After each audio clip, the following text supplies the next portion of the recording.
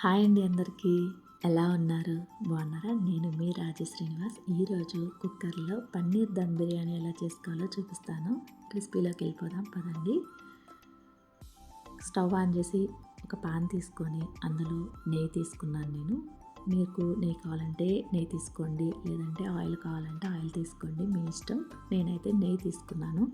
తర్వాత పన్నీర్ని ఇలా క్యూబ్స్ లాగా అయితే కట్ చేసుకున్నాను. వాటిని నెయ్యిలో వేసి చక్కగా ఈ విధంగా కొంచెం కలర్ చేంజ్ అయ్యే వరకు ఫ్రై చేసి, ఈ టైంలో నేను కొంచెం పసుపు, ఉప్పు, కారం వేసాను. ఉప్పు వేసేటప్పుడు క్లిప్ మిస్ అయింది ఏమనుకోవద్దు. చక్కగా మాడిపోకుండా అయితే ఇలా ఫ్రై చేసుకొని పక్కన పెట్టేసుకోవాలి. ఇప్పుడు నెక్స్ట్ ప్రాసెస్, బాస్మతి రైస్ ఈ గ్లాస్తో 2 గ్లాసులు అయితే నేను తీసుకున్నాను.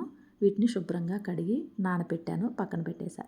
తర్వాత ఒక రైస్ కుక్కర్ తీసుకొని అందులో కొలత ఏం లేదండి దీనికి, దమ్ బిర్యానీ కాబట్టి ఎక్కువ వాటరే ఉంటాయి. ఎక్కువ వాటర్ తీసేసుకొని అందులో నెయ్యి, కొంచెం బిర్యానీ మసాలా దినుసులు, అలాగే మసాలా పౌడరు అంటే మిరియాలు, ఇలాచి, లవంగం, చెక్క అవన్నీ వేసేసి కొంచెం నెయ్యి వేసి బిర్యానీ మసాలా పౌడర్ వేసి మూత పెట్టేశాను. తర్వాత కుక్కర్ తీసుకున్నాను. కుక్కర్లో మళ్ళీ నెయ్యి వేసా. అందులోనే కొంచెం షాజీరా, ఇంకా బిర్యానీ మసాలా దినుసులు ఉంటాయి కదా, అవన్నీ వేసేసాను నేను. వేసి ఇలా చక్కగా కలిపేశాను. ఇందులో ఆనియన్స్ వేసేసాను. ఈ ఆనియన్స్ ఫ్రై అయ్యేలోపు మనకి వాటర్ దగ్గరికి వెళ్ళిపోదాం పదండి, అంటే ఎసురు దగ్గరికి. చూడండి ఇవి మరుగుతూ ఉన్నాయా. ఇందులో నేను పుదీనా, కొత్తిమీర, పచ్చిమిర్చి వేసాను. అందులో కొంచెము అల్లం వెల్లుల్లి పేస్ట్ కూడా వేసాను. ఆ క్లిప్ మిస్ అయిపోయింది.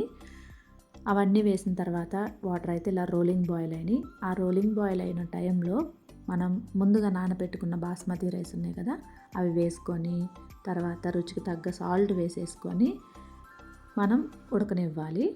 అంటే 80% ఉడకాలన్నమాట. ఈలోగా మళ్ళీ మనం కుక్కర్ దగ్గరకు వచ్చేద్దాం. ఈ కుక్కర్లో ఆనియన్స్ ఫ్రై అయిపోయినాయి. ఆ ఫ్రై అయిన తర్వాత పుదీనా, కొత్తిమీర, పచ్చిమిర్చి వేసి చక్కగా కలుపుకున్నాను. ఇందులోకి 2 టమాటాలు, పెద్ద సైజువి 2 టమాటాలు అయితే మిక్సీ వేసి ఇలా ప్యూరీలాగా తీసుకున్నాను. ఆ ప్యూరీని వేసి చక్కగా కలిపేశాను. అడుగంటకుండా కలుపుకోవాలి. ఈ టైంలో నేను మరలా పసుపు, కారం, కొంచెం ధనియా పొడి, జీరా పొడి, బిర్యానీ మసాలా పౌడరు వేశాను. వేసి అడుగంటకుండా కలిపాను. మూత పెట్టేశాను. ఇప్పుడు మూత పెట్టి ఒక 2 మినిట్స్ ఉంచాను. చూడండి ఆయిల్ కొంచెం సపరేట్ అయింది కదా. ఇందాక వేసిన ఉప్పు, కారం వేసినప్పుడు సాల్ట్ వేయడం మర్చిపోయా. అందుకు ఇప్పుడు కల్లుప్పు వేసేసాను. కల్లుప్పు వేసి మరలా ఒకసారి మంచిగా కలిపేసి మూత పెట్టేశాను. మూత తీసేనా చూడండి ఎలా అయిందో, మంచిగా ఫ్రై అయిపోయింది కదా. ఈ ఫ్రై అయిపోయిన దానిలో కాస్త పెరుగు వేసేసి ఎక్కడ కూడా వంటలు లేకుండా చక్కగా కలిపేసుకోవాలి, మొత్తం కలిసిపోయేలాగా. చూసారా ఎంత చక్కగా ఉందో. ఇప్పుడు ఇందులో ఫ్రై చేసుకున్నటువంటి పన్నీర్ ముక్కలన్నీ వేసేసాను. వేసి మొత్తం ఇలా మంచిగా కలుపుకున్నాను. మూత పెట్టేసి ఒక 2-3 నిమిషాలు అయితే ఉండనిద్దాము. ఇప్పుడు చూడండి ఆయిల్ సపరేట్ అయిపోయింది, మంచిగా ఉడికిపోయింది. ఈలోగా పన్నీర్ కూడా చక్కగా ఉప్పు కారాలు మంచిగా పడతాయి. నెక్స్ట్ ప్రాసెస్, మనం 80% బాస్మతి రైస్ని ఉడికించుకున్నాం కదా, ఆ రైస్ని ఇందులో వేయాలి. చాలామంది లేయర్గా వేస్తారు, నేను లేయర్గా ఏం వేయలేదు. అడుగునైతే పన్నీర్ మసాలా ఉంచేసాను, పైన అంతా ఇలాగా ఉడికించుకున్నటువంటి బాస్మతి రైస్ ఉన్నాయి కదా, ఇదైతే 80% కుక్ అయింది. ఈ కుక్ అయినటువంటి బాస్మతి రైస్ని అయితే నేను మొత్తం వేసేసాను. ఇప్పుడు పైన మీకు ఇష్టమైతే కలర్ వాటర్ వేసుకోండి, లేదంటే మనం కుంకుమ పువ్వు పాలు నానబెట్టేసుకుంటాం కదా, అది వేసేసేయండి. కొంచెం నెయ్యి వేసుకొని ఇలా కొత్తిమీర, పుదీనా వేసేసి మనం కుక్కర్ మూతనైతే పెట్టేసుకోవాలి. నేను ఈ కుక్కర్ని ఒక దోస పానం పెట్టి, దోస పెనం మీద ఈ కుక్కర్ పెట్టేసి ఒక 10 మినిట్స్ అయితే మీడియం ఫ్లేమ్లో కుక్ చేశాను అనమాట.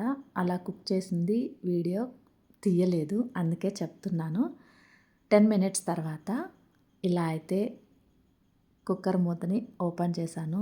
ఓపెన్ చేయగానే స్మెల్ అయితే ఒక రేంజ్లో గుమాయించిందిలేండి, అంత బాగుంది.